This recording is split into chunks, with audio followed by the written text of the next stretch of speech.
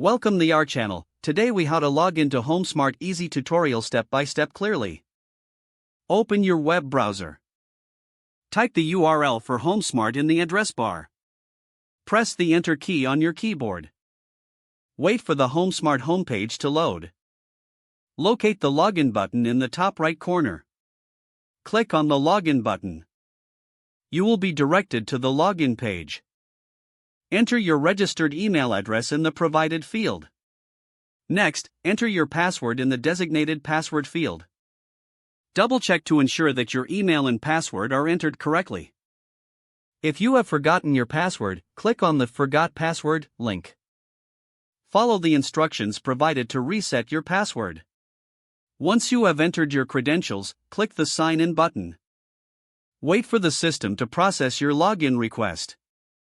If your login details are correct, you will be redirected to your HomeSmart dashboard.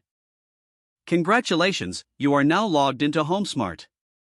Explore your dashboard to familiarize yourself with the features available. If the page does not load, refresh the browser or try again in a private or incognito window. Make sure you are using the correct email address, then retype it carefully to avoid small typos. If your password is not accepted, use the reset option and create a new strong password you can remember. Check your spam folder for verification or security emails, then complete any requested confirmation steps. Enable two-factor authentication if available to improve account security and reduce unauthorized access risk. After signing in, review your profile details so your contact information and settings are accurate and current.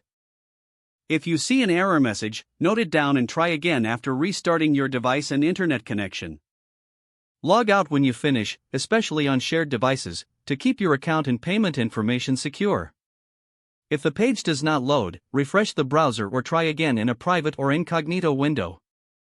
Make sure you are using the correct email address, then retype it carefully to avoid small typos.